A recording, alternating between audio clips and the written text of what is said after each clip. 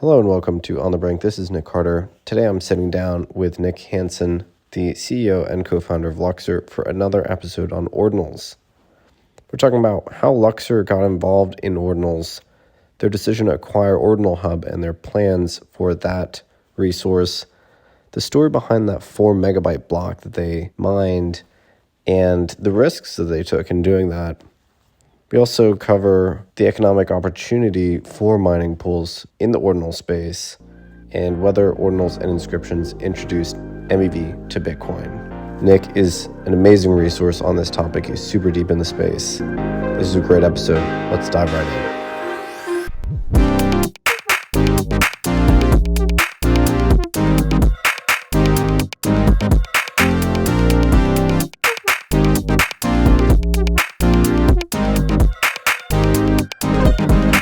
Back for another Ordinals focused podcast here with Nick Hansen, CEO and co-founder of Luxor, one of the most important, dare I say, mining pools in Bitcoin, certainly most innovative. Nick, thanks for joining us. Appreciate it. Yeah, thank you so much for having me on. Very interesting day, as all days are in Ordinal land. Over the last, maybe five weeks now, this has been kind of a thing. So just trying to capture some lightning in a bottle here and run with it while we can. You know, it's so funny. There's a full-blown banking crisis going on in the United States right now, and I was looking at yesterday. I think Udi and Eric were running some kind of activation for Taproot Wizards where they were getting people to shower in wizard costumes and do lightning transactions, and it struck me as so funny, the juxtaposition between, you know, just enthusiasm for ordinals and excitement. Meanwhile, myself and everyone else is panicking over the banks just collapsing. And I love the juxtaposition. You know, there's always a little corner of the world where there's just like exciting things happening and the panic doesn't percolate there. Yeah, no, all of the group chats that I'm in with, you know, related to ordinals and pretty much just focused on all the new stuff that's happening. There's really interesting new wallets that are coming out with partially signed Bitcoin transaction support, Lightning integrations. Of course, Taproot Wizards are getting very close to distributing their pieces. Yuga just minted their 12-fold collection over the last 12 hours. So there's a lot of interesting things getting ready to come, both from a technical side, which I'm very interested in, like the idea of doing partially signed Bitcoin transaction reverse Dutch auctions is incredibly interesting. I do think there's also a key unlock to doing a normal transaction with partially signed Bitcoin transactions. And you can do this in a truly decentralized way using Nostr or something similar. It's really, really cool from a technology side. And then also, I think that Bitcoin has somewhat lacked the art and culture that come with the human experience. And now that's coming back to Bitcoin. And so from my perspective, all signs point to up. Very, very excited about where we're at right now, outside of course of the global economic environment and the macro environment that we all have to somewhat live through. So. Yeah, you can't escape the macro. So let's rewind a little bit. Casey Rodmore invents ordinals and inscriptions. You were one of the earliest people to be excited about it and to see the business case for it and the potential impacts on Bitcoin Blockspace, fee market, things like that. What was your timeline in terms of diving into ordinals and then actually making it a business priority too? So ordinal theory is something that's been around for a long time. It actually predates everything that's happening now by maybe potentially years. I think Casey Rodmore and some other folks have been talking about this idea that an individual Satoshi can be identified specifically. What I mean by that is there will only ever be 2.1 quadrillion Satoshis, and ordinal theory states that you can number every single one of them from 1 to 2.1 quadrillion.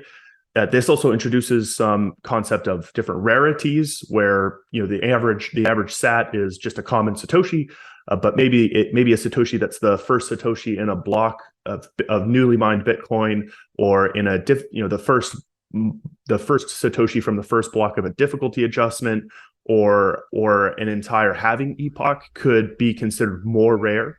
And so that's been around for a long time, the idea of ordinals and this individual attribution of Satoshis. But really the key unlock came maybe if it would be around, maybe 8 weeks ago, when Casey Rodmore decided that you can actually inscribe some extra data to one of these ordinals. And so with using the witness data that's inherent in a taproot script, you're able to attach some extra data to this ordinal, and then you can actually just transfer the ordinal around, and the ordinal is somewhat is like a pointer to the data. And whoever owns the ordinal thereby owns the data. So that's how inscriptions and ordinals actually work. When you go to ordinalhub.com or any of these sites and go look at all the art that everybody's producing, what you're looking at there are actually inscriptions. Now, the ownership of those are held by the ordinals, which are just Satoshis. They're just UTXOs that then own that data. So that's kind of how we got up to around, let's just say 5 weeks ago, because that's really when everything crazy started. So I tweeted on January 31st, like, everybody calm down. There's only 400 inscriptions. Here we are on March 13th, and we have eclipsed over 450,000 inscriptions. And that number is not slowing down. It's actually accelerating because they're compressing and inscribing more transactions than ever before, just because the data is smaller. But early on, I just thought it was somewhat interesting. I approached Ord. Ord is the client that goes alongside a full Bitcoin TX node, TX index Bitcoin node, that allows you to interact with these types of transactions. And that's exactly what they are. They're just very specific types of Bitcoin transactions. So you only need a Bitcoin core node with a full TX index. So I approached it very similar to how I maybe ran LND, which is the Lightning, the Lightning client, or BTCD, which is an alternative Bitcoin core implementation, or LibBitcoin, which is another alternative Bitcoin core implementation. I just was experimenting and trying it out, and wanted to see kind of how this new technology, or new to me technology, worked. And within a few days, it turned out to be incredibly powerful. The things that you can do, incredibly simple. And from my perspective, I'm looking at this with completely having missed NFTs the first time around, and realizing this is going to be really huge. This could potentially be the biggest thing that happened to Bitcoin since I've been around, since 20. I was full time in 2017. Previous to that, I was just a hobbyist for 3 or 4 years, and I can't. It's very hard to point to a moment in Bitcoin history where you could feel like a huge shift like this. And so that's kind of how that's how we got to where we are today with ordinals, where I jumped in. And then over the next 2 to 3 weeks, then went from being somewhat interested in this new technology to feeling like this is going to drastically change the way Bitcoin and Bitcoin culture entirely, and the economics of mining.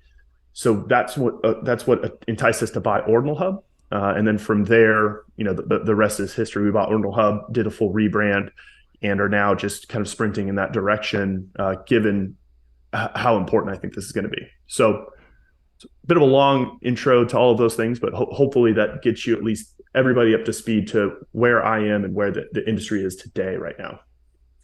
So infamously, or perhaps famously, you guys mined the first largest block in Bitcoin history. Well, I guess there have been a lot of largest blocks, but the first close to 4 megabyte block. Yeah, so the theoretical that was a limit, very famous moment for you. The theoretical limit that you can mine, that you can build a transaction, is 4 megabytes. The block size is actually 2 megabytes, but there's a discount for witness data, and since these inscriptions go into the witness data, you're able to get a larger transaction. So Udi and Eric came to me and said, "Hey, we're kind of launching this inscription project." This was around inscription number, say 400 or 500, and we were only doing like maybe 50 inscriptions a day. And so they said, "Hey, we want to mine this really big transaction. Is there some way you can help us?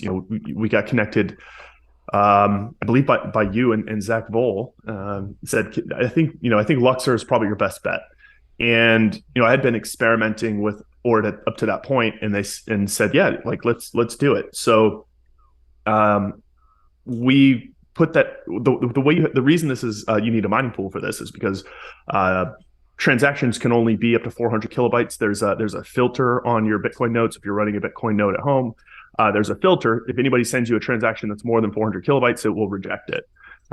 So in that case, if you send a transaction that's larger than that, it'll never get mined because it won't propagate to any of the mining pools. So what we did is we made a small change to Bitcoin to accept those transactions, and then injected it directly into our own mempool at the mining pool level. And so whenever our block was mined, that was the transaction that was included. There's also a little caveat or a little nuance to our specific case here, is because we actually set the fee to 0, which is also an invalid, which would also be filtered out by your mempool filters. We removed that filter for ourselves just because we wanted to. It's a little bit more provocative, so we decided to set the fee to 0. And so when that block was mined, it was the biggest block ever mined by a pool ever, and still is. And it paid 0 fee. And so that was somewhat provocative, definitely got the attention of a lot of both sides of the camp. At the time, it seemed like Bitcoin culture was about 50-50 on whether ordinals were a good thing or a bad thing. And in that case, we definitely polarized. It did seem to stick around 50-50, but the ends of the barbell definitely got further away from the middle ground. And so that was really kind of the start of what I think would be I hate to say culture war, because it wasn't really a culture war. I think it's pretty well settled now. But at the time, there were definitely some loud voices that were very anti-ordinal, and that definitely provoked them a little bit. When you were trying to mine that block, were you concerned that you had created a non-standard transaction that may not actually have been considered valid at all, and that you potentially throw the financial risk you were taking was actually significant, like over $100,000, right? Yeah, absolutely. So let's just say 6.5 Bitcoin. And if you miss that block, that's 6 and a, what are we at? Oh wow, we're at 24,000 now. That's 160,000. Price is changing very quickly on account of banks not being trustworthy anymore. So basically $160,000 potential loss if, like you said, there have been blocks that have been constructed that are submitted by pools and rejected by the network because they don't meet the consensus rules.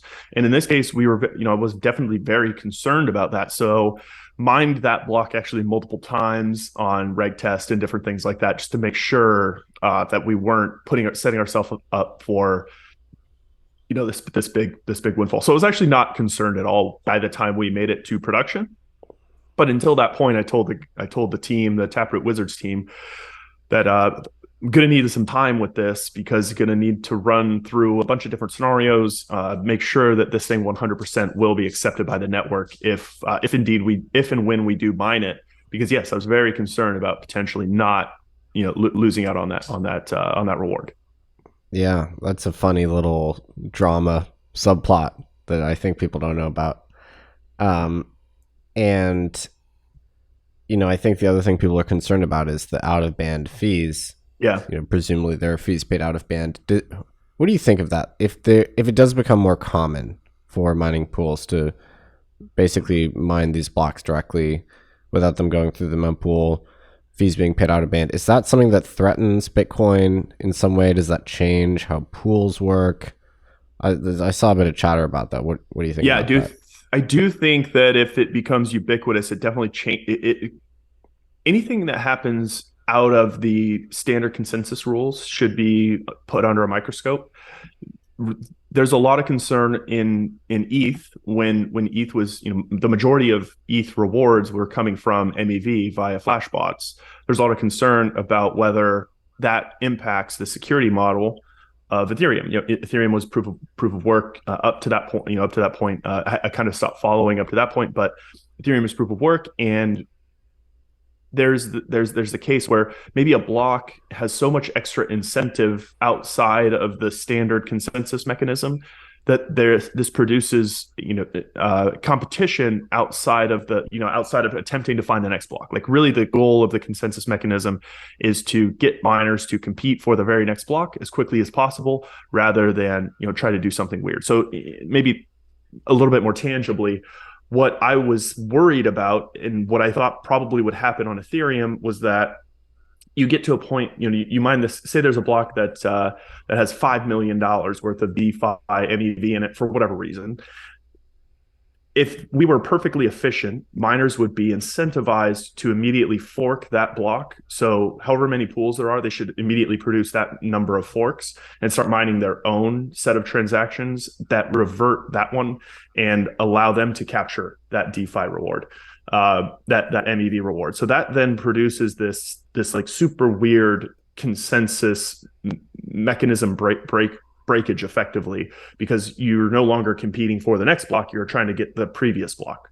I don't know how this will work for Bitcoin, because transaction fees over time will eventually get to that point as well, where regardless of whether they're being paid in band or out of band, we'll get to a point where in 5 or 6 halvings, the block reward is 100% transaction fee, and there will be times when it's much more, it may be more profitable to mine a previous block. Like, for example, let's say we had a block that was an hour long. Very common thing, happens all the time.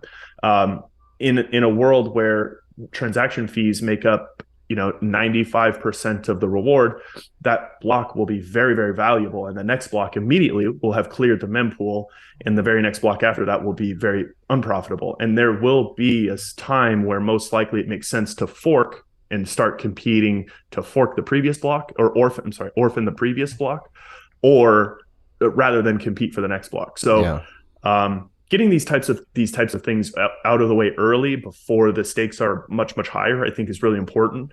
And so I think that we're, if an out-of-band payment breaks the security model of Bitcoin from a mining pool, then the security model of Bitcoin is broken anyway. And so let's figure that out now, rather than in the future when it, maybe it's the global reserve or something like that.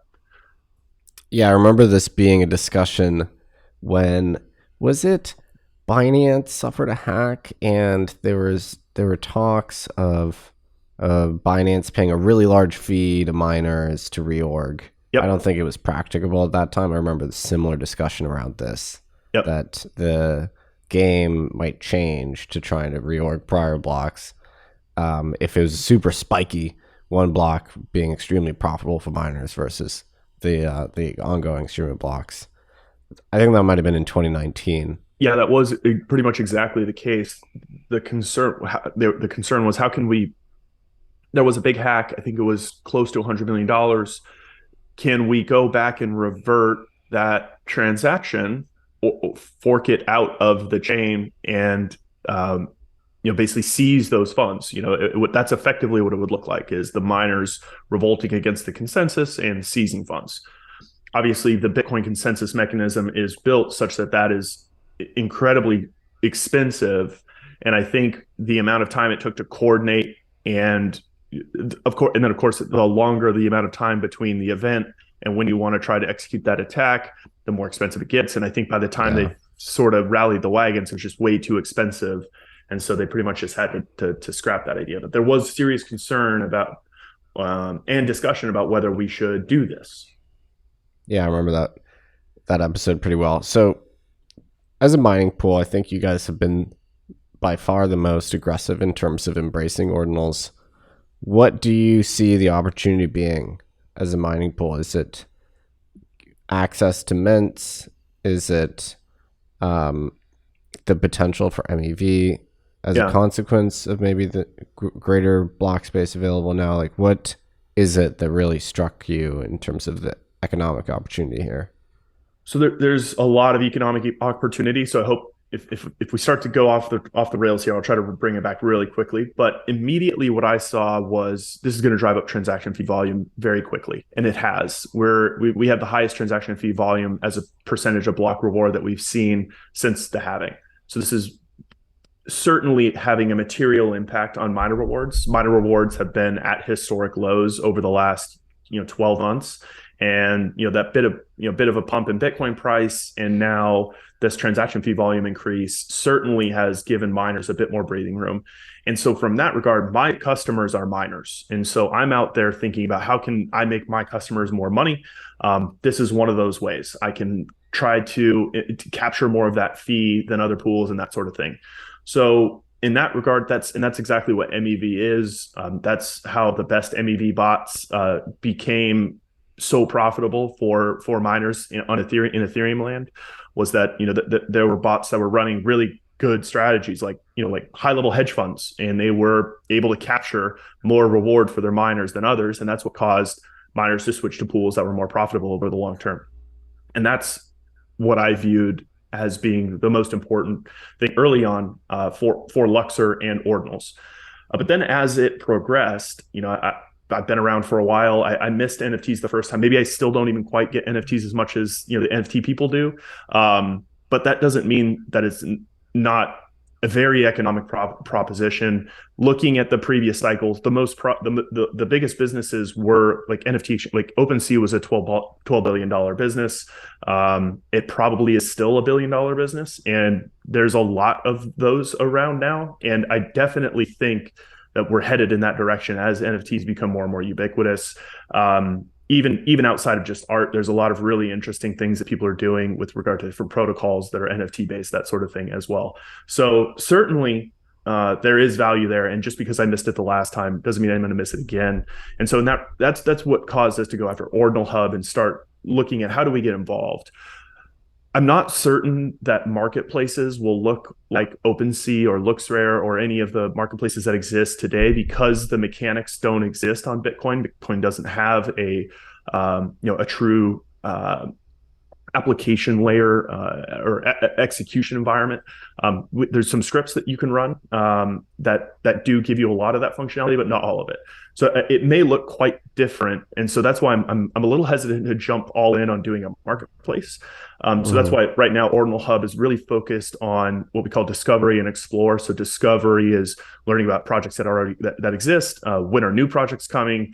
How do these projects work? What do they do? Who are the founders? Genesis story. Basically learning about projects, and then there's explore, which is I've learned about a project and I want to dig into the art. I want to see what collections they have. Maybe explore an artist in its entirety. So those are the two that we're really focused on Ordinal Hub right now. And then there is going to be a market there eventually that we're working on, which will be right now most likely like maybe an aggregator of what marketplaces exist, and then maybe eventually try to get into marketplaces as well. But and then we also do bespoke minting services at Ordinal Hub, but like famously did the DGods mint, and then have done I went and checked. I've done close to 30,000 inscriptions, and so there's and that's just for like a bunch of different projects that have reached out. So that's the economic. Those are some of the economic avenues that I see for Ordinals as a whole, and then Luxor's involvement, of course, is fostering this environment that I think is going to pay a lot of transaction fees to our miners. So, yeah, it's funny that the critique from some of the anti-Ordinals people was, you're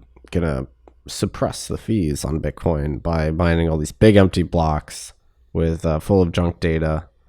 But the opposite seems to be the case, frankly. It seems like by doing that first 4 megabyte block, you really catalyzed a lot of the interest and enthusiasm in Ordinals. Obviously, your subsequent work has also helped with the Ordinals ecosystem. And as you say, now fees are just structurally higher. So is this something that you expect to persist? And we had Casey on a couple weeks ago. He said he thinks we're in a new fee regime for good now, with the Ordinals providing kind of a floor on the price of Bitcoin Blockspace. Are you seeing the same thing? Is the data bearing that out? 100%. We see famously miners are thought of as buyers of last resort for energy. In this case, inscribers or artists are buyers of last resort for block space. We very, very rarely hit the the one Satoshi floor anymore. Generally, we're seeing that if the fee rate gets down to around 5, then that's where artists start putting in a lot of transactions right now. But that's also moved up almost 5x over the last 3 weeks. It used to be basically there was a floor at 1. Because that's where artists would just put all their art was at 1. And then, if miners get there, great. If not, leave it. But now that floor seems to be around 5. And the reason I think we're getting there is because there's so much more tooling. Like the tooling is coming around incredibly fast. There's way better wallet support. I mean, in the early days, it was you either run Ord or you run Sparrow. And Sparrow's not even ordinal aware. Really, all you're doing is like selecting UTXOs that you personally know are inscriptions, but it doesn't know what those inscriptions are. And then running Ord is no easy task. It requires, a multi-day sync. You also have to run a TX index, which can take multiple days. So in that first couple of weeks, most likely what was just happening was all these new nodes were getting synced and not a lot of activity. So that's how we accelerated so quickly. And I think that's going to continue to accelerate. And so I 100% agree with Casey that we're in this new fee regime, at least for now, until either this, blows up and ordinals are not really a thing, which I don't think is going to happen. I don't think that we'll see a change in that, in that fee regime.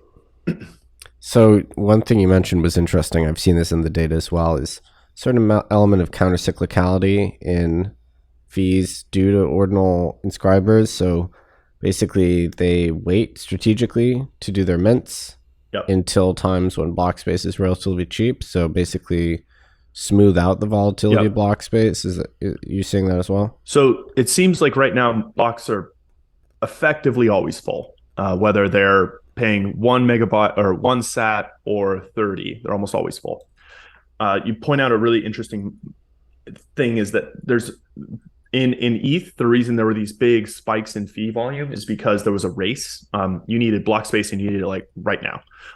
In ordinals, you don't really see that because like you said, you can just let those sit in the mempool, and when they get mined, they get mined.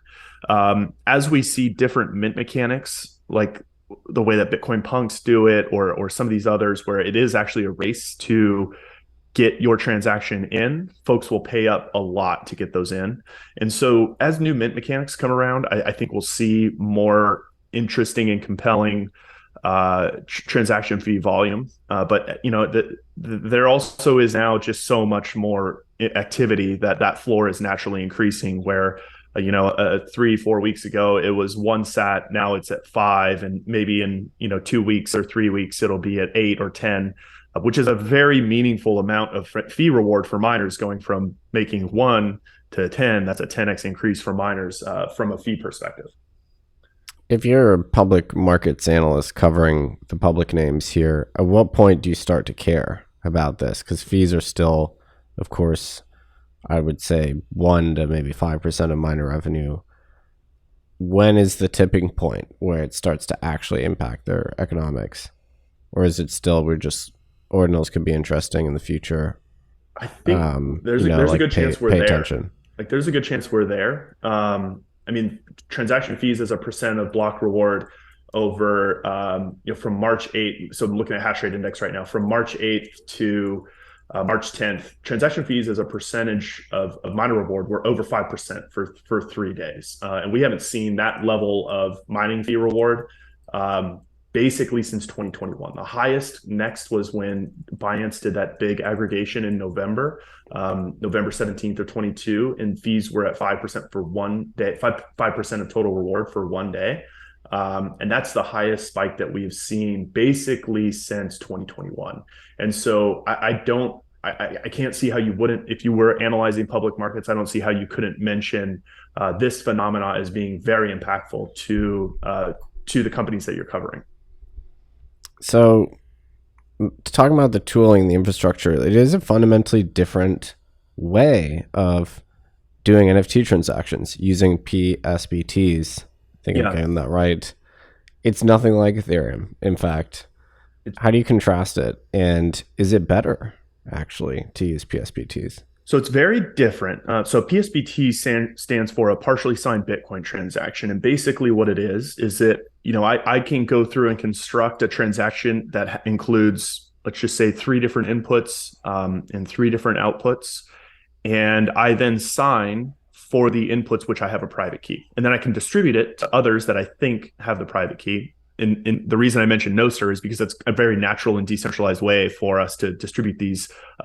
It's basically just a little blob of data, maybe a couple hundred bytes. I send it over to you, who I know has the private key for some of the other inputs. You sign it, and then you can actually do multiple folks. But in the case of an Ordinals exchange, I sign my side, you sign your side, and when that's been broadcast to the network, the outputs change hands, and off we go. That produces a very compelling and secure mechanic, which doesn't require any sort of smart contract. So, like smart contracts in ETH, basically you authorize that a contract is able to interact with your wallet, and so you then have to somewhat trust. You have to trust that that contract isn't going to, say, steal all your ETH or steal something else. That it's going to only interact with your NFTs, your ERC 721s. That's a very interesting, obviously that's a big security flaw. A lot of folks have lost a lot of money in ETH because they interacted with with contracts that were insecure. In this way, there's no contract. So I would say they're vastly superior from a security perspective. So I would definitely agree. Think about the amount of phishing that occurs for regular NFT folks, especially because they tend to be a little bit newer to crypto. I'm not saying that pejoratively, it's just true. And the amount of phishing in the NFT space is enormous because of this workflow where you're used to going to strange websites and authorizing them to interact with your wallet. So unsurprisingly, that leads to just carnage in the NFT space. So with Bitcoin, it's just not a similar workflow. So in theory, it kind of protects the individual a little bit more. Certainly does, yeah. And while the wallet infrastructure for partially signed Bitcoin transactions can be built such that it's very, very robust and leaves very little room for error. In this, as long as you're using a wallet that's open source, been vetted, and is quality wallet software, then you can be very, very confident that the transactions that you're interacting with are not going to steal the rest of your Bitcoin per se.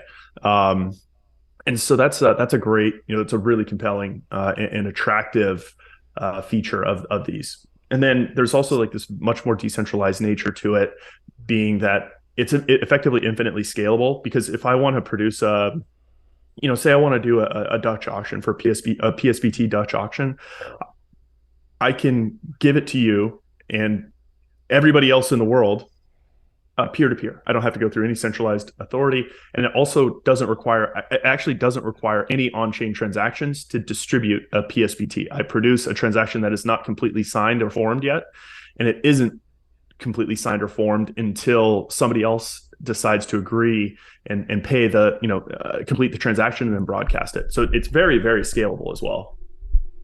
So the NFT primitives that exist today, mints, auctions, royalties, controversially, can those be recreated in the Bitcoin paradigm? Yeah, so like mints and things like mints and drops. So the way they used to work is somebody would drop the smart contract that would randomly select one of, say, 10,000 NFTs for you, and you were the one that minted it. So you pay the fee, you pay the gas. And so if it's a very hot product, a very hot topic, like this happened when Yuga Labs did Other Deed, which is like the land grab, they ended up paying more in transaction fee or than they did in mint cost, because it was such a race to grab those pieces. Regardless of what you think about NFTs and the usefulness of them, there was almost $350 million worth of economic activity surrounding this one particular event.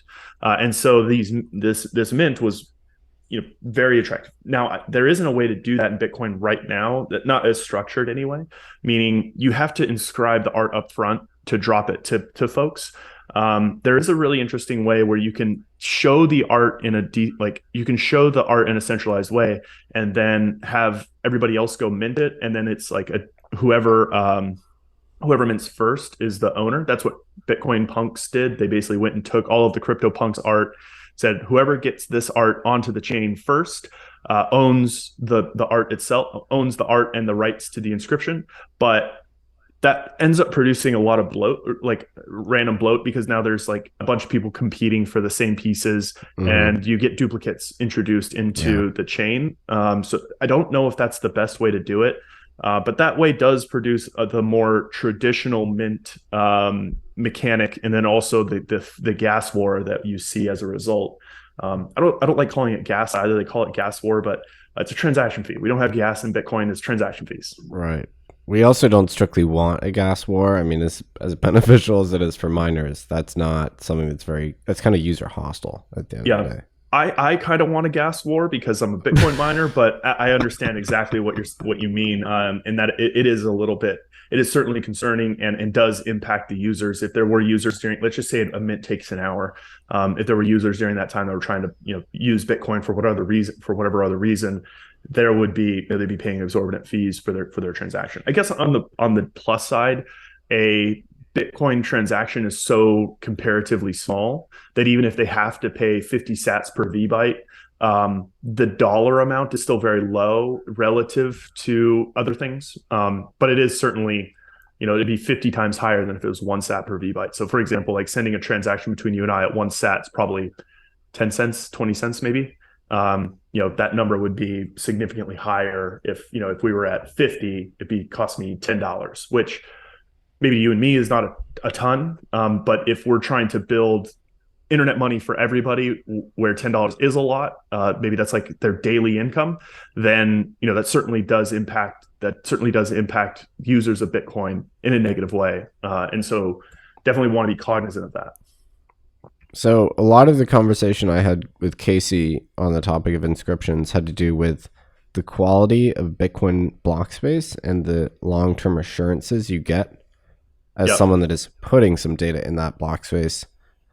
And you're familiar with a bunch of different blockchains. What is your assessment of the effectively property rights that you're getting by inscribing some data on Bitcoin as opposed to somewhere else? Is it the most premium block space, or is there some kind of long-term risk that a faction in the Bitcoin community gets fed up with this and forks it all out, and then you have a data availability issue in the long term? So technically, I don't know how you would fork out previous activity. Going forward, they could, and I also don't know how you fork it going forward, like how you would stop this going forward. All right, how do I touch on this? Because there's a lot of parts to unpack there. The Blockspace point, given the security budget, I would say that Bitcoin Blockspace is clearly the most valuable. Folks are paying more for Bitcoin's Blockspace than any others. So I think that's clearly the most important. It also has the most chain weight, basically by every metric. Bitcoin Blockspace is by far the most premium block space that exists in the world today. And I think that any real monetarily motivated NFT project is going to come to Bitcoin because they're going to see how much market they have the opportunity to capture and produce their most premium product on Bitcoin. I firmly believe that the DeGods that are on Bitcoin and the 12 folds by Yuga Labs, those will be their most premium product because they're much more limited and they're on the most premium chain. They're not yet, but I do think that they will be eventually. I guess I should caveat that and say that I do have exposure to both of those. But that's because I firmly believe that it's going to be that's the case. So I guess I should have said state. So how confident are you that the Bitcoin state will be persisting indefinitely? Yeah. Especially as there's some political questions now. Is it okay? What are we really is it wrong to have blocks be consistently 4 megabytes as opposed to sort of 1.5 megabytes or whatever they were before? So I don't think there's any way to get rid of data that's added today because you would change the chain would change. If I add a transaction today, every transaction that occur or every block that occurs after that is cryptographically attached to that transaction by what's called the Merkle root. If somebody wants to go look into that, that transaction cannot change. So right now, I think any inscriptions that are in today are in. They will never be removed because you would have to fundamentally change Bitcoin to make that work. And effectively, I don't know how you would rehash. You can't rehash all of the data if you go through and prune out the transactions that include ordinals and inscriptions today. So I think the state that is here today is 100% there. There's effectively a zero chance that this gets removed in the future. What could be removed is the ability to add new inscriptions in the future, which then I think also makes these inscriptions worth even more. But what you could do is you could remove the discount. It's called the witness data discount. So any data that's in the witness data pays 1/4 of the fee of any other data. And the reason that there is a reason for that, but that's what caused inscriptions to become possible. So instead of paying $100 to inscribe something, you pay 25, where 25 is far more compelling than 100. Similarly, 250 is much more compelling than 1,000, whatever, that number happens to be. So the reason that witness was introduced was to compress what's called the UTXO set. So the UTXO set is all of the transactions or all of the UTXOs that have not yet been spent. Your wallet needs to keep track of those to know what the state of the chain is at a point in time. Once a UTXO has been used, you don't really need to keep track of it anymore. So that's where pruning comes in, things like that. The reason that was introduced was that the scripts in Taproot, not just Taproot, the witness scripts, they allow for consolidation of UTXOs. So over time, and so by reducing the fee rate for those transactions, we incentivize wallets to use that data to compress the UTXO set. So over time, there's this like compression. I actually didn't know that. Okay. I did not know that part. So I'm glad that you told me. So I probably should know because it was 5 years ago. There's 5 years to learn. Exactly. There's this compressionary force naturally on wallets to use the witness data to compress the UTXO set size. And so that's why that was introduced. Now, if you remove that, it just becomes cheaper to just expand the UTXO set size rather than attempt to compress it. So over time, there's this inflationary problem, which, while I'm not so concerned about the actual size of the Bitcoin blockchain, I am concerned about the size of the UTXO sets. If it becomes, say, 10 billion, running a full node will become a much more difficult task than today. Today, it's about 80 million to 100 million. And so I think that is, I think that the benefit certainly outweighs the downside, where I think running a full node that has a very large UTXO set size becomes a much more difficult problem than running a node that has a large blockchain. So this is an important point. Because the people that designed SegWit did not necessarily anticipate ordinals. They did not, yeah. Or inscriptions. Is it a violation of the social contract, the implied social contract, to repurpose that block space that was envisioned for, like smart contracts and interesting types of transactions, and just use it for arbitrary data insertion if you're not adhering to sort of like what the SegWit creators envisioned? Yeah. So it's a permissionless network, so I don't really think there is that any sort of social contract. And if anybody says that there is, I just can't. This is a permissionless network. The social constructs of different cultures are vastly different. I can't see how we could all have like one cohesive social construct for what is an acceptable use of Bitcoin. So in that regard, would reject the idea of like a social construct for Bitcoin entirely. Going back to whether I would consider this an exploit. This is, exploit is can be somewhat of an overloaded term, but I would consider this to be an exploit because you're using a feature in a way that it's not intended to be used in some other way. So, yeah, but you can't put the toothpaste back in the tube. you know, I and agree. I certainly very much agree. sentiment. I would say sentiment has changed also regarding ordinals. People are seeing In that it's not favor. really. People are seeing that it's not really that big of a deal. The difference between 4 megabytes and 2, it's not that much. Right. And then really the point that I make, or that really seems to resonate, is that in 2017, when all of these debates were being had around, like, is this a good thing? Is this a bad thing? Should we do this? When we all decided that this is what we're going to do, this is what we agreed to. We agreed to 4 megabyte blocks. We agreed to, somebody's like, well, it's going to add 200 gigabytes of data extra to the blockchain every year if every block is full, which they're not all the full, but they're close. And then the only argument is that we agreed to that. Like, that was that, at Those one are end, the that's what we agreed to. predetermined rules. Yeah. So, All right. so if that happens to be filled with, pictures of crypto dip butts and crypto punks, that's just the way it is. And unfortunately, I always go back to, if the protocol allows it, it's valid use of Bitcoin. I said the same thing when Marathon was mining their OFAC blocks, like they were filtering the mempool. Completely uneconomic thing to do, but the protocol allows it. Yeah.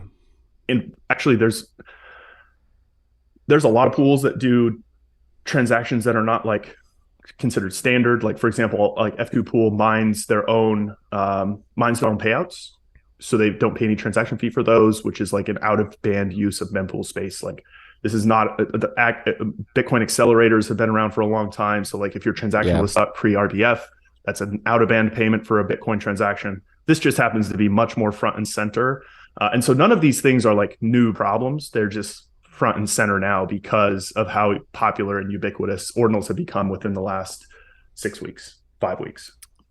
So my thinking around ordinals is, I'm torn a little bit, because on the one hand, people are now saying, oh, because there's this unintended usage of the new rules that came in with SegWit and then Taproot, that we can't risk adding a new opcode to Bitcoin ever again, because we had this change and we workshopped it and thought about it.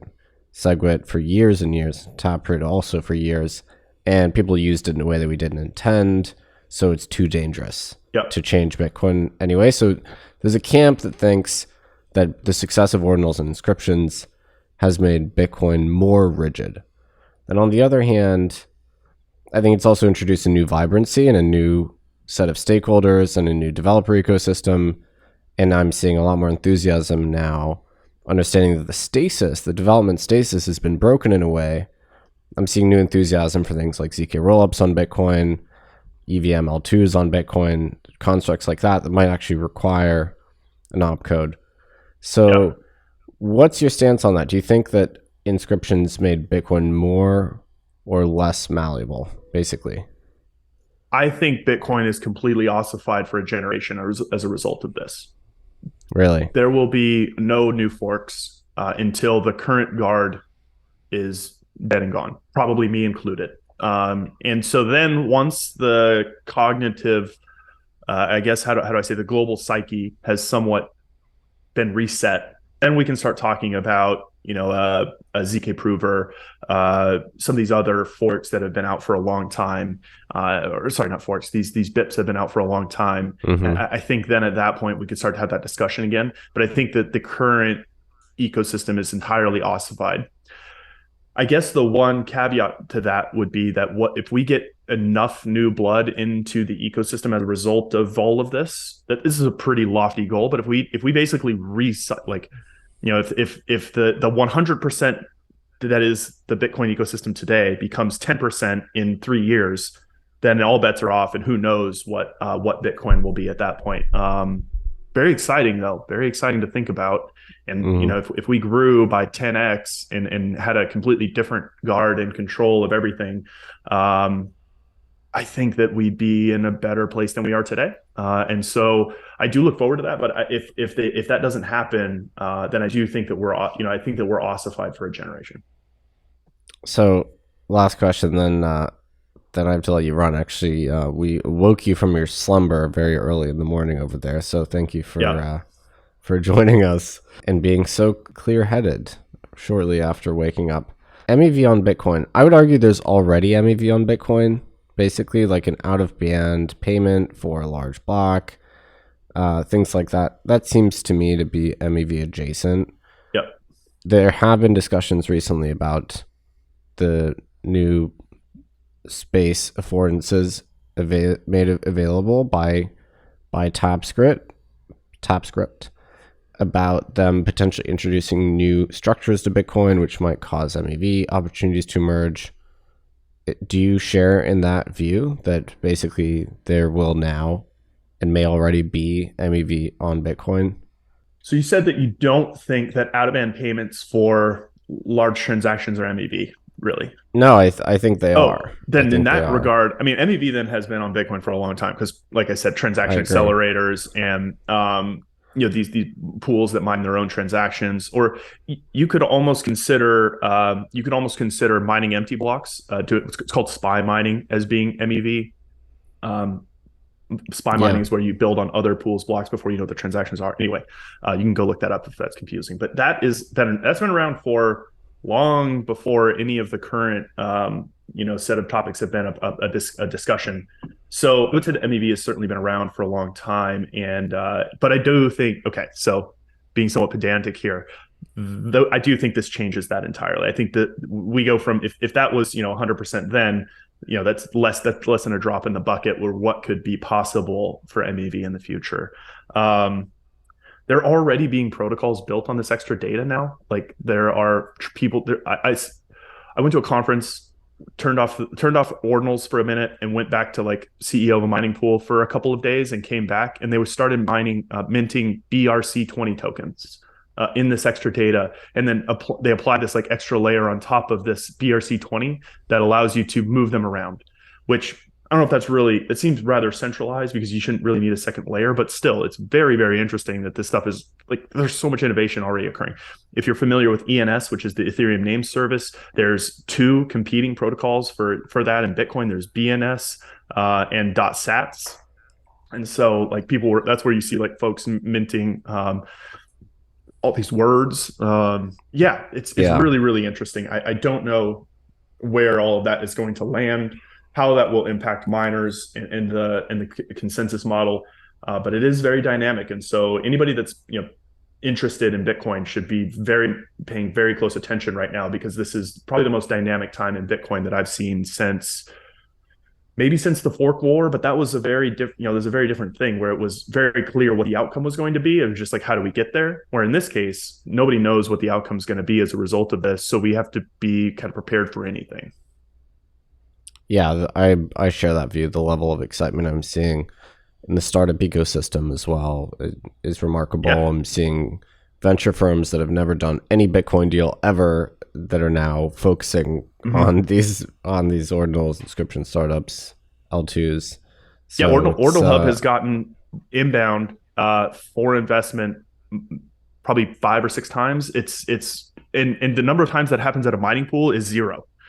So this is a very interesting and compelling thing that is bringing in new blood, new talent, new money that's never been here before.